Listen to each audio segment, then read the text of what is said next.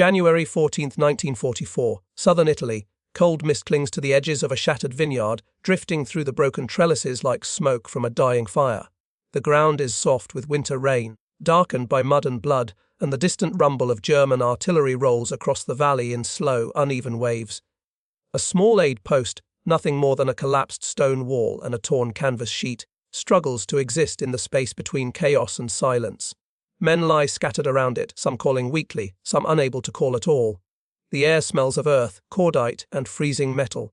In the center of it, a single medic works alone. His helmet is dented, his sleeves soaked to the elbows, his hands shaking not from fear but from exhaustion.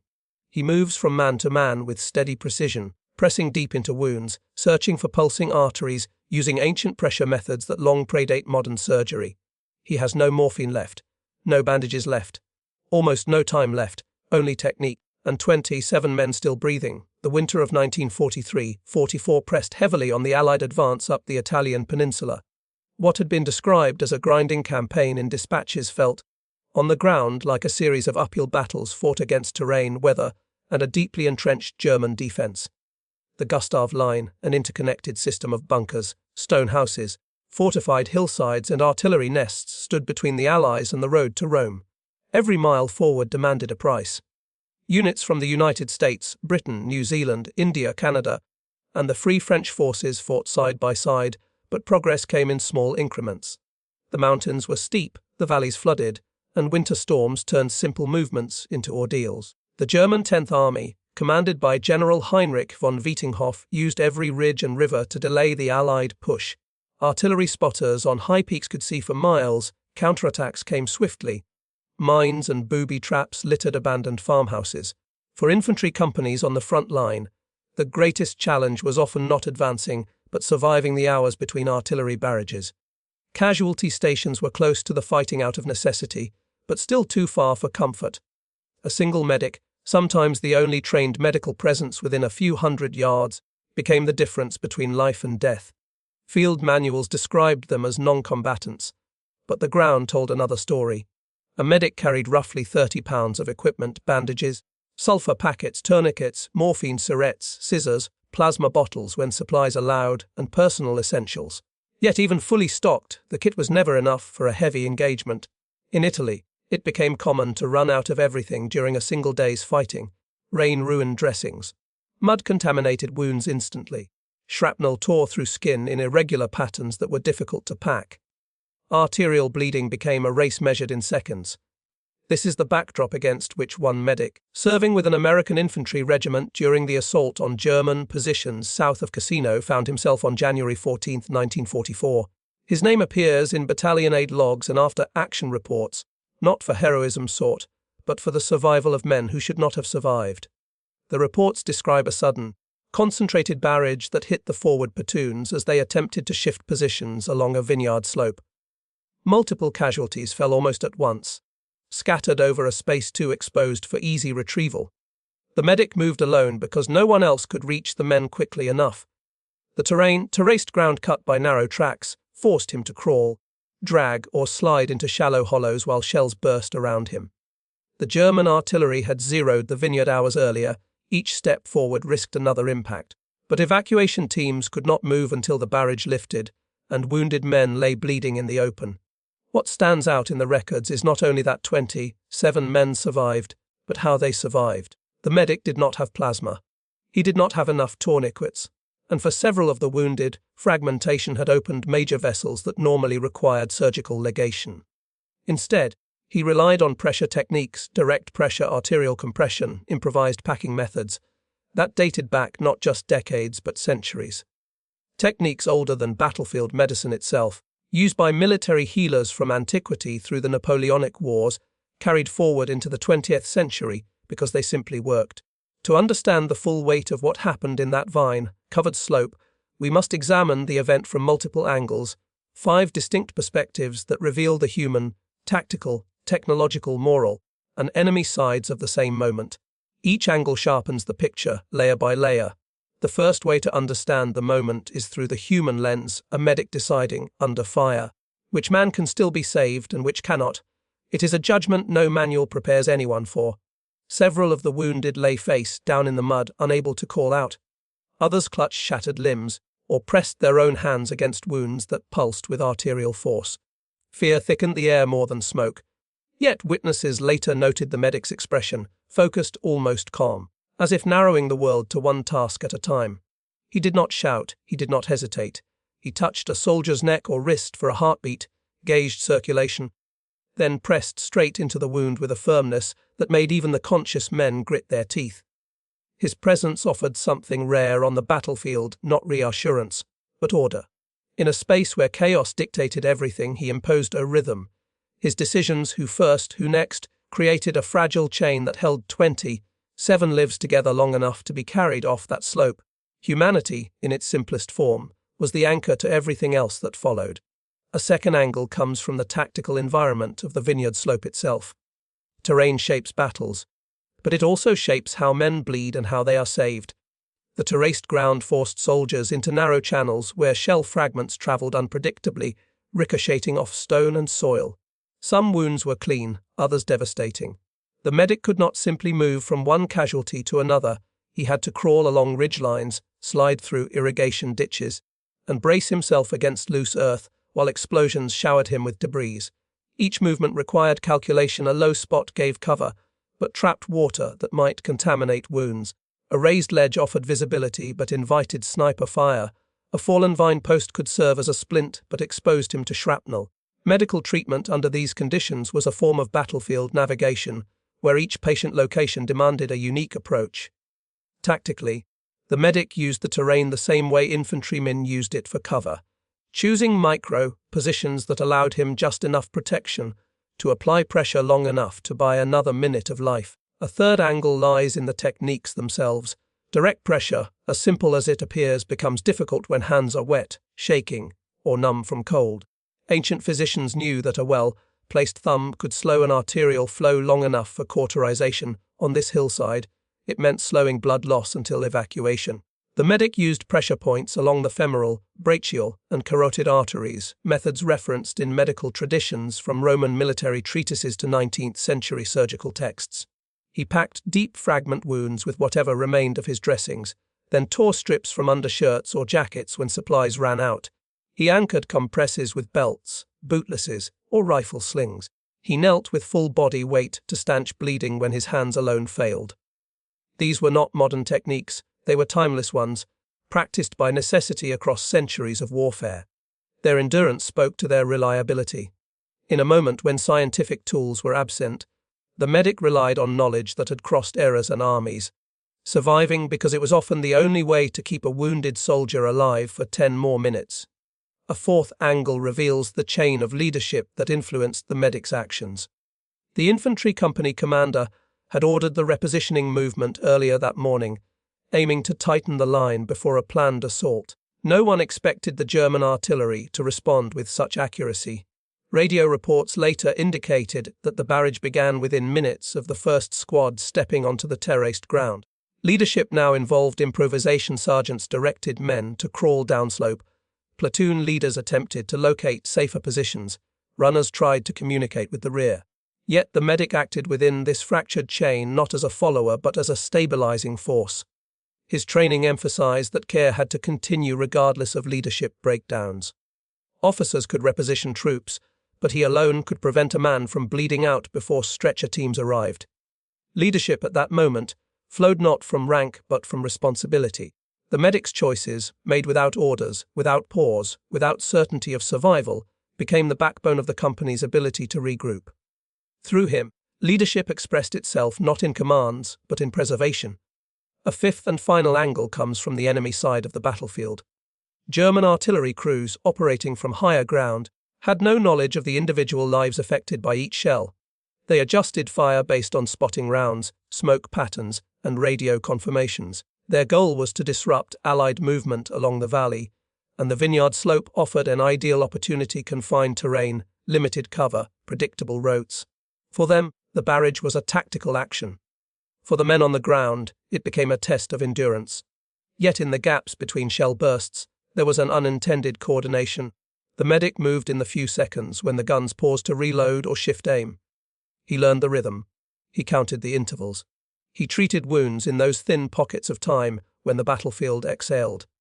The enemy, without knowing it, created the cadence that he used to survive and to keep others alive. It turned the artillery sequence into a grim metronome, one that guided him toward the critical moment of the day's fighting. Those 5 perspectives bring us to the point where everything narrowed to a single, decisive sequence. When the barrage intensified, casualties increased, and the medic faced the moment that would define the entire engagement. The decisive moment came just after Horfouye 20 hours, when the German guns shifted from dispersed fire to concentrated strikes on the lower terraces. Allied observers later noted the change. The pattern tightened, the spacing shortened, and the shells began landing in a predictable arc that crept uphill with mechanical precision. For the soldiers scattered across the vineyard, it meant the danger increased with every passing minute. For the medic, it meant that the window for survival was closing. 3 men were hit almost simultaneously when a shell exploded against a vine post, shattering wood and spraying shrapnel across a 10-yard line. One suffered a deep thigh wound that severed the femoral artery, another had chest penetration with rapid internal bleeding. The third lay unconscious with multiple fragment injuries along his neck and shoulder. Any one of these cases would have strained the limits of a lone medic. All 3 at once demanded action beyond normal expectations. He began with the man suffering the femoral bleed. Arterial blood sprayed in pulses onto the wet ground, quickly soaking through whatever cloth touched it. Without a tourniquet left in his kit, the medic dropped to one knee and pressed his entire forearm into the groin crease, locking his weight onto the pressure point. The flow slowed, then stopped. With his free hand he packed the wound using the last intact dressing, pushing material deep until the cavity resisted. He tightened a torn jacket sleeve around the leg, using a rifle sling as an anchor. The man's breathing steadied, though his skin remained ghost white. He crawled uphill to the second casualty. Chest wounds were always unpredictable. The difference between survivable and fatal could be a few millimeters. The medic slid a hand under the soldier's back, feeling the exit wound and the bubbling of air. He sealed the opening with a compress and then pressed down on the entry point to slow further bleeding. Without chest seals or modern occlusive dressings, his only option was controlled pressure and rapid stabilization. He lifted the soldier partially upright to ease breathing, keeping his hand firmly over the wound while shells cracked in the distance. The third man was the most precarious. Neck injuries risked airway collapse, arterial rupture, and rapid unconsciousness. The medic wiped debris from the wound with the inside of his sleeve, checking for major vessel damage. A shallow fragment had nicked the external jugular vein, blood streamed freely, but the deeper arteries were intact. He pressed 2 fingers against the vessel path, applying just enough pressure to slow the flow without obstructing airway function. It was delicate, exacting work, learned through training, perfected through repetition, grounded in principles shared by battlefield healers for centuries. At that moment, the barrage reached its peak. The vineyard shook as multiple rounds struck the terraces almost in unison. Dirt rained down. Stone fragments clattered off helmets. The medic shielded the neck, wound soldier with his own body, holding pressure with one hand and bracing against the ground with the other. It lasted seconds, though it felt longer. When the shockwave passed, he resumed treatment as though nothing had changed. Stretcher teams finally reached the slope around Huntifoysin 40 once the artillery eased. They found the medic still bent over the 3 wounded men, hands numb, uniform soaked through, voice hoarse from calling instructions. All 3 were alive. Their survival, according to later battalion medical reports, hinged on that 20-minute interval when ancient pressure methods, applied with precision and endurance, kept their blood where it needed to be. This turning point did more than save 3 lives. It marked the moment when the medic's work shifted the entire casualty count of the day. What happened next would reveal the broader impact on the unit. The battle, and the men who witnessed it, when the last shells fell silent and the smoke thinned over the terraces, the battlefield settled into a heavy stillness. The stretcher teams, moving quickly but cautiously, began lifting the wounded from shallow depressions and vine-covered ledges, checking pulses, listening for breath, and marking each man for priority evacuation. What they found surprised even seasoned medics. 27 soldiers still alive across a slope that should have yielded far fewer survivors. Many were cold to the touch, drifting in and out of consciousness, but they were alive. Their bleeding had been slowed. Their wounds had been controlled long enough for the aid station to take over. At the battalion aid post, located inside a partially collapsed farmhouse, doctors and senior medics were confronted with an unusual pattern. Several casualties arrived with improvised bindings, belts, rifle slings, fabric torn from undershirts, applied with such precision that bleeding had nearly stopped before surgery. Others showed deep wound packings where pressure had been maintained for remarkable lengths of time. The medical staff noted, in quiet disbelief, that many of these men would have died in minutes without such interventions. One captain from the medical detachment later recorded in his log that the survival rate was statistically improbable, attributing it to sustained manual pressure applied under fire. In military terms, that phrase carried weight. It meant decisions made at the lowest level had altered the casualty outcome of the entire engagement. Lives that would normally be counted among the dead were now placed on evacuation trucks heading to field hospitals farther south. Word of the medics' actions moved slowly at first, carried by stretcher bearers, then by platoon sergeants who saw the condition of their men and understood what it meant. Some spoke of watching the medic crawl from body to body during the barrage, counting intervals between impacts. Others described seeing him work with both hands on 2 different wounds at once. Still others recalled the simple image of him kneeling in the mud, unmoving, pressing down on a groin artery while explosions rolled across the hillside. In the casualty clearing station, doctors stabilized the wounded for transport. Plasma was finally administered. Morphine eased pain. Surgical teams prepared those with deeper injuries for operations in Naples. Several men later wrote letters home describing the medic who had stayed with them in the worst minutes. Though few knew his name or rank, what they remembered was the sensation of pressure, firm, unrelenting, purposeful, and the quiet voice giving short instructions. Hold still, stay with me, breathe. The broader unit, once reformed, recognized that the survival of so many men reshaped the company's strength for the days ahead. Infantry divisions in Italy operated with thin margins.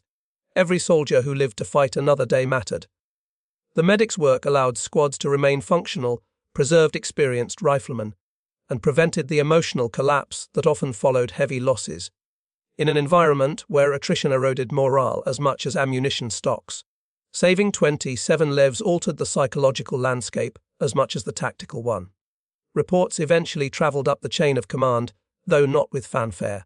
World War II contained more heroism than any army could formally record, and countless acts went unnoticed. But those who had been on that hillside remembered. They carried the memory not as a dramatic tale, but as a quiet fact in the midst of noise and destruction. One medic used methods older than modern warfare to hold back death long enough for help to arrive. That remembrance forms the basis for understanding what his actions meant, beyond numbers, beyond casualty logs, beyond any official record, and leads to a final reflection on the enduring nature of simple, ancient techniques applied at the edge of survival. War often draws attention to technology, the new machines, the improved weapons, the evolving strategies, but on that winter slope in Italy, survival depended on something far older than any modern advance. It came down to a pair of hands, steady under fire, guided by knowledge passed from century to century, pressure on a wound, weight on an artery, the patience to hold it long enough for life to continue. There is something quietly profound in that. Armies change, nations rise and fall. Medicine evolves beyond anything the ancients could have imagined. Yet when everything collapses, supplies gone, tools used up, chaos closing in, the oldest methods remain the foundation. Direct pressure, improvised bandages, the instinct to preserve another human being, these have not aged. They have simply endured. The medic on that hillside did not think in historical terms. He did not imagine himself continuing a lineage that stretched back to Roman field surgeons or medieval camp healers. He was focused on minutes, heartbeats, breath. Yet his work revealed a truth consistent across centuries of conflict. Sometimes the simplest act, performed with conviction, is the only barrier between life and loss. For the men he saved, the memory lasted long after the war. Some returned home carrying scars shaped by shrapnel and by the pressure that stopped their bleeding. Others lived full lives, marriages, children, decades of quiet days, because someone knelt beside them at a moment when survival seemed unlikely. Their existence became the lasting proof of what happened on that cold January slope. In the broader sweep of World War II, the event did not alter campaigns or shift divisions, but it shifted something more personal, the understanding that individual action, grounded in skill and endurance, can ripple outward far beyond the battlefield. 20. 7 men lived who would not have lived. 20. 7 families received letters instead of folded flags. And all because one medic trusted knowledge older than Rome and refused to let go, even when the earth shook beneath him. It is a reminder that history is not shaped only by strategies and commanders. It is shaped by moments when ordinary people rise to extraordinary demands, guided by techniques and principles passed through time, kept alive by necessity, and proven once more in the mud of a winter hillside. That is the legacy of that day, quiet, enduring, human.